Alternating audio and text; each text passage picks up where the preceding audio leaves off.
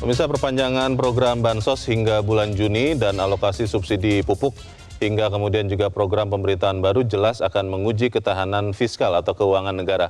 Bansos, bantuan sosial yang mendadak diperpanjang hingga bulan Juni, perlu anggaran hingga 20 triliun rupiah. Belum lagi ditambah dengan subsidi pupuk yang nilainya bisa mendekati 14 triliun. Dan kalau memang terpilih, maka tambahan anggaran untuk program makan siang gratis yang konon memerlukan anggaran sekitar 460 triliun rupiah per tahun. Pertanyaannya, seberapa tahan APBN kita, Indonesia, untuk menghadapi berbagai kebutuhan itu? Kita akan membahasnya bersama dengan senior ekonomis Samuel Sekuritas, Fitra Faisal. Mas Fitra, selamat pagi. Selamat pagi, Bung Leo. Ya, Mas Fitra, ketemu lagi, kita semakin jelas bahwa memang ada istilahnya harmonisasi katanya mengakomodir program yang rencananya akan dibawa pemerintahan yang baru nanti ke dalam program pemerintahan sekarang. Kemarin kita sama-sama mendengar di sidang kabinet bahwa program makan siang gratis itu disebut-sebut sedang dicarikan anggarannya. Pertanyaannya, Mas Fitra, kalau kemarin Menko Perekonomian Airlangga Hartarto mengatakan outlook-nya bisa sampai defisit 2,8% untuk anggaran 2025 terhadap PDB. Itu langkah yang bijak atau memang beresiko? Karena kan kita tahu undang-undang membolehkan hanya boleh maksimal defisitnya 3%. Bagaimana, Mas Fitra? Ya, saya curiga jangan-jangan Pak Airlangga mendengar bincangan kita pekan lalu, Bung Leo ya. Saya kan juga sempat kasih heads up bahwa baseline di tahun depan 2025 sebenarnya defisit kita 580 triliun. Kalau bisa ditambah dengan minimum seperempatnya saja dari anggaran makan siang, sudah bisa reaching 2,9% ke atas. Ya kan? Which is apa yang disampaikan oleh Pak Airlangga itu satu hal yang inline dengan apa yang kita sampaikan kemarin kita diskusikan. Nah, pertanyaannya adalah risikonya itu bagaimana? Yeah. Risikonya ini adalah terlalu jumping ya. Kita lihat di tahun ini saja.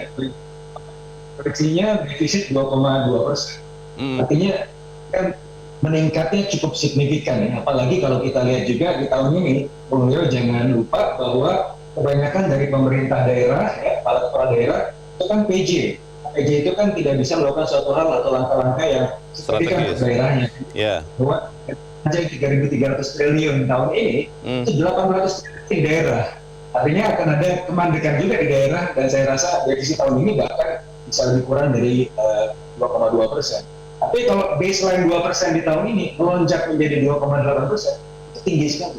Nah, kalau sudah tinggi seperti itu, ada warning dari Fitch and Moody. Ya, jangan-jangan kemarin juga baru nonton Metro juga pekan lalu. Saya juga sudah sampaikan warning ya, bahwa kemungkinan besar ini investment grade kita akan memburuk. Fitch and Moody baru-baru ini juga sudah melihat bahwa kecenderungan defisit fiskal di tahun 2025 ini akan cenderung memperburuk investment grade. Baik. Artinya pemerintah ini menambal defisitnya dengan bond issuance, itu cost of finance-nya akan menjadi lebih mahal. Gitu. Itu adalah risiko yang harus kita hadapi tahun 2025. Baik, Mas Fitra, kalau kita mundur sedikit ya ke awal tahun ya, Januari, itu kan untuk pertama kalinya menurut Menteri Keuangan Sri Mulyani Indrawati sejak tahun 2012 keseimbangan primer neraca APBN kita itu pertama kalinya surplus, padahal selama sekitar 10 tahun itu selalu defisit. Apakah bisa surplus keseimbangan primer itu menjadi dasar untuk memaksimalkan defisit yang diperbolehkan undang-undang sampai mendekati 3% itu? Karena kan artinya kalau surplus keseimbangan primer artinya pemerintah punya uang cukup, penerimaannya lebih bagus daripada belanjanya dikurangi pembayaran biaya utang. Bagaimana, Mas Fitra? Jadi begini, Mas Leo, kenapa kita bisa surplus keseimbangan primernya? Karena tahun 2023 defisit kita itu 1,6% dulu. Tahun yang lalu mana ini merupakan salah satu defisit yang paling rendah, gitu kan? Oke. Nah, ibaratnya begini, Bu Sri Mulyani udah hemat-hemat ya sampai 2023, kemudian di bridge ke atas 2%. Nah, ini kan suatu hal yang menurut saya nggak sustainable. Sustainable itu seperti apa sih? Walaupun naiknya defisitnya ya 2,2-2,5%. Once ketika menjadi lebih tinggi, berarti kalau Bung Leo lagi lari ini, habis pace tambah, tiba-tiba suruh lari sprint, itu kan heart rate-nya, jantungnya bisa meledak gitu kan. Begitu juga dengan perekonomian, ekonomi kita masih kemudian adjust dengan defisit fiskal yang memadai, pada akhirnya harus kemudian digas dengan kondisi yang sangat kencang gitu kan. Dan dalam hal ini itu akan memicu apa, crowding out di mana? Crowding out di dua market. Jadi begini, ketika pemerintah nanti menambah defisit, tentunya kan dengan bonus.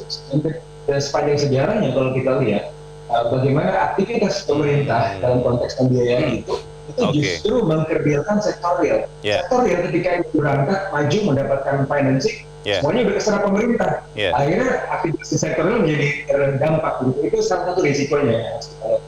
Jadi kalau saya sederhanakan mungkin adalah untuk menambal defisit, maka pemerintah akan keluarkan surat utang baru, dan surat utang ini akan berebut dengan surat utang entah BUMN atau corporate swasta yang lain yang juga membutuhkan pembiayaan, kurang lebih begitu ya Mas Fitra ya? Itu crowding out ya maksudnya ya? Betul. Dan kalau kita lihat secara empiris ya, justru aktivitas itu memperburuk industri kita. Jadi kita kan bicara industrialisasi ya. Dan sekarang melalui deindustrialisasi. Membagikan industri. Artinya kan industrinya harus punya financing. Mas Fitra, ini di mana? Pertanyaannya adalah bagaimana nasib industri, tapi juga yang paling penting bagaimana nasib kita.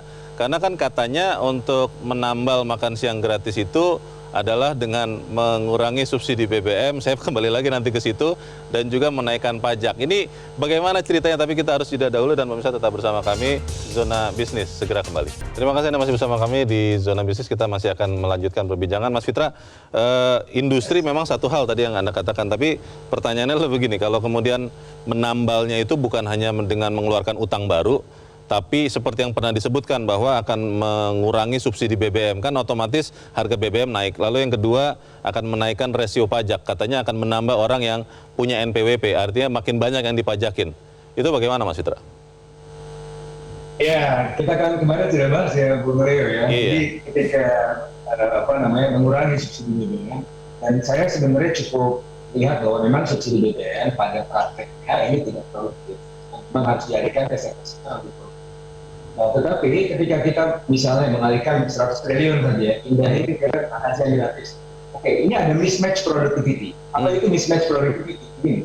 Jadi selama ini ketika kita mensubsidi BBM, misalnya transportasi jalan, transaksi ekonomi aman gitu kan. Nah, ketika kita mengurangi, kita kan mengharapkan bahwa ini dikurangi untuk aktivitas yang produktivitasnya lebih unggul begitu ya. Lebih produktif ya. Makan siang gratis, saya tidak melihat, bukan artinya bahwa dia lebih tidak produktif, ya juga. Mereka memang ada efek produktivitasnya, tapi bukan di jangka pendek, di jangka panjang, 10 tahun lagi gitu kan. Ini kan proses untuk meningkatkan nutrisi anak-anak kita gitu. Tapi kan 10 tahun lagi baru kelihatan efek mismatch produktivitas di jangka pendek. Pada akhirnya itu mungkin akan mengkonsernin perekonomian kita gitu, dan itu akan parah lagi.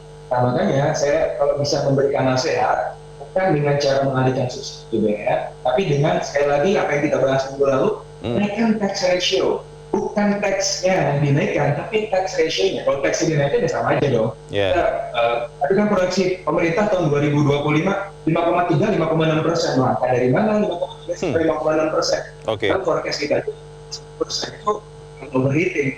5,1% ini capek gimana?